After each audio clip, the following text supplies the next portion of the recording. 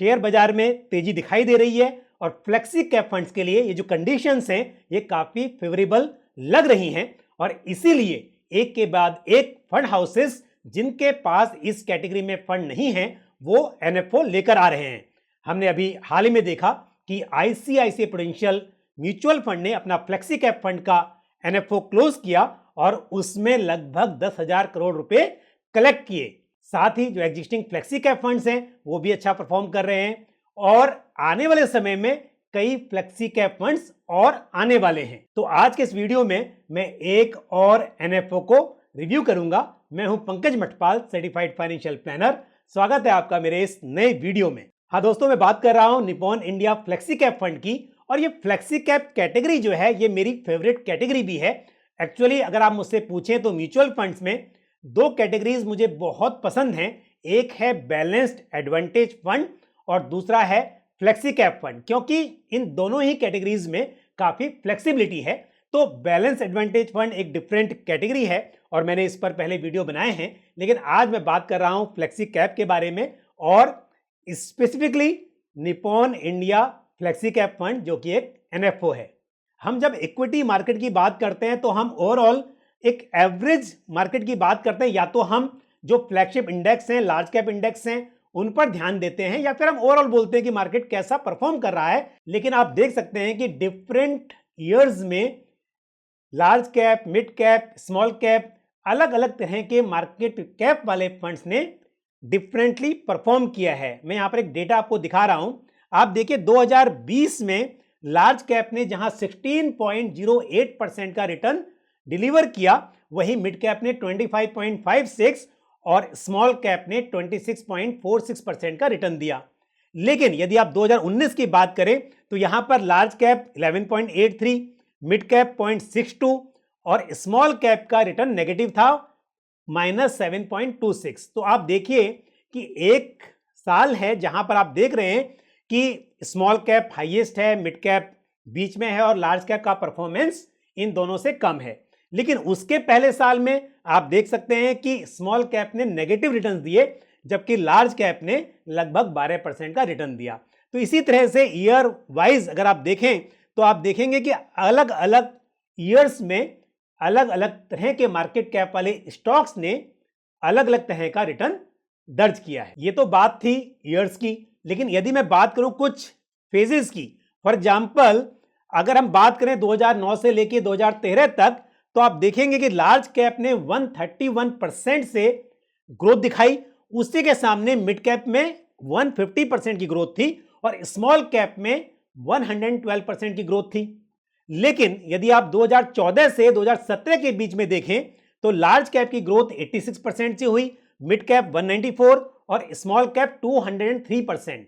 वहीं 2018 से 2020 के बीच लार्ज कैप ने 34% की ग्रोथ दिखाई, मिड कैप 11% और स्मॉल कैप की ग्रोथ -14% रही। तो इस तरह से आपने देखा कि डिफरेंट फेजेस में, डिफरेंट ईयर्स में परफॉर्मेंस अलग अलग होती है। अब यहां पर यदि फंड मैनेजर्स बराबर से मैनेज करें पोर्टफोलियो को, यानी कि जिस वक्त मार्केट स्मॉल कैप के लिए सुटेबल है उस वक्त स्मॉल कैप में एक्सपोजर ज्यादा हो, जिस वक्त लार्ज कैप के लिए मार्केट फेवरेबल है उस वक्त ज्यादा एक्सपोजर लार्ज कैप में हो, तो डेफिनेटली इन्वेस्टर्स को ब्रॉडर मार्केट के कंपैरिजन में बेहतर रिटर्न्स मिलेंगे।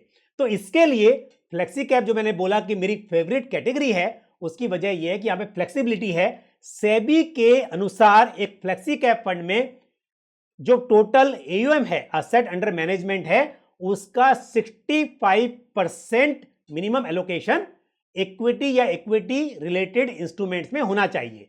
अब 65% जो इक्विटी में होगा उसमें से कितना लार्ज कैप में होना चाहिए, कितना मिड कैप में होना चाहिए, कितना स्मॉल कैप में होना चाहिए, इसके बारे में कोई भी गाइडलाइन नहीं है। तो इसका बेनिफिट यह होता है कि फंड मैनेजर्स अपने विजडम के अनुसार यह डिसीजन ले सकते हैं कि किस वक्त पर उन्हें किस तरह के मार्केट कैप वाले स्टॉक्स में ज्यादा या कम एलोकेशन रखना है। मैं ये बातें कई बार रिपीट कर चुका हूं क्योंकि मैंने पास्ट में एनएफओज को भी रिव्यू किया, मैंने एग्जिस्टिंग फंड्स को भी रिव्यू किया, लेकिन मैं अगेन रिपीट करता हूं कि ये इसलिए इंटरेस्टिंग है क्योंकि यहां पर डाइवर्सिफिकेशन और फ्लेक्सिबिलिटी आपको दोनों ही मिलते हैं। तो ये तो बात थी फ्लेक्सी कैप फंड की कैटेगरी के बारे में, लेकिन अब बात करते हैं Nippon India flexi cap fund की, जिसका एनएफओ अभी चल रहा है। और यहां पर फंड हाउस का कहना है कि वो फंडामेंटल्स, मैक्रोज और सेंटिमेंट्स के आधार पर मार्केट कैप में एलोकेशन डिसाइड करेंगे। उसके अलावा ग्लोबल क्यूज को भी ध्यान में रखा जाएगा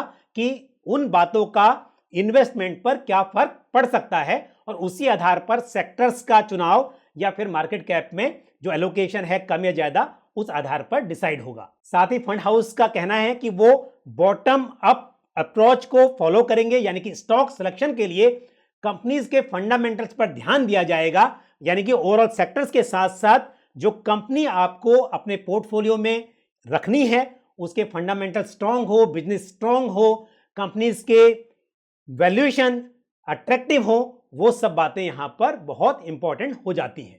साथ ही कंपनी का कहना है कि वो न्यू एज बिजनेसेस पर फोकस करेंगे, यानी कि ऐसे बिजनेसेस, ऐसी कंपनीज जिनका इनोवेटिव बिजनेस है, वो स्टॉक्स आपको इस स्कीम के पोर्टफोलियो में देखने को मिलेंगे। इस फंड का बेंचमार्क निफ्टी 500 टीआरआई इंडेक्स है और आप इस फंड में मिनिमम 500 रुपीज से इन्वेस्टमेंट की शुरुआत कर सकते हैं और उसके बाद 1 रुपये के मल्टीपल्स में आप जितना चाहे उतना इन्वेस्टमेंट यहां पर कर सकते हैं। Nippon India flexi cap fund का एनएफओ 26 जुलाई 2021 से लेकर 9 अगस्त 2021 तक ओपन रहेगा, और क्योंकि एक ओपन एंडेड स्कीम है तो एनएफओ क्लोज होने के बाद एक बार फिर ये सेल और परचेज के लिए रीओपन हो जाएगा। इस स्कीम में कोई एंट्री लोड नहीं है, लेकिन यदि इन्वेस्टर्स 365 डेज से पहले रिडीम करते हैं तो टोटल यूनिट्स का 10%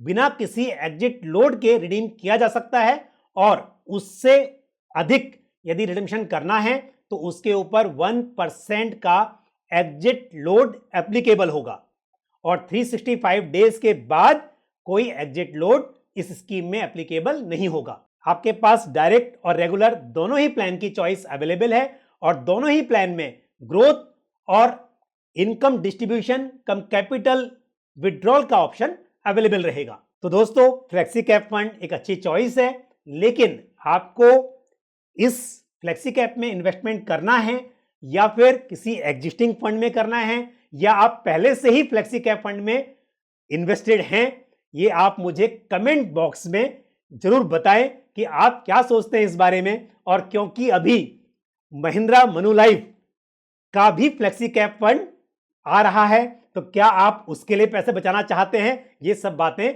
आप मुझे कमेंट बॉक्स में बता सकते हैं। बाकी फ्लेक्सी कैप फंड को मैं डेफिनेटली रेकमेंड करता हूं, लेकिन जहां तक स्कीम का सवाल है ये आप डिसाइड कीजिए कि आप किस स्कीम में इन्वेस्टमेंट करना चाहेंगे। मुझे उम्मीद है ये जानकारी आपको पसंद आई होगी। वीडियो को लाइक करना और शेयर करना बिल्कुल ना भूलें, और साथ ही कमेंट बॉक्स में अपने सवाल और सुझाव जरूर पोस्ट करें। और यदि आपने हमारा यूट्यूब चैनल अभी तक सब्सक्राइब नहीं किया है तो चैनल को सब्सक्राइब करें और साथ ही बेल आइकन को प्रेस करें। इसी तरह की महत्वपूर्ण जानकारी के साथ अगले वीडियो में आपसे फिर मुलाकात होगी। अपना ख्याल रखिए। Thank you. जय Hind. Mutual fund investments are subject to market risks. Read all scheme related documents carefully.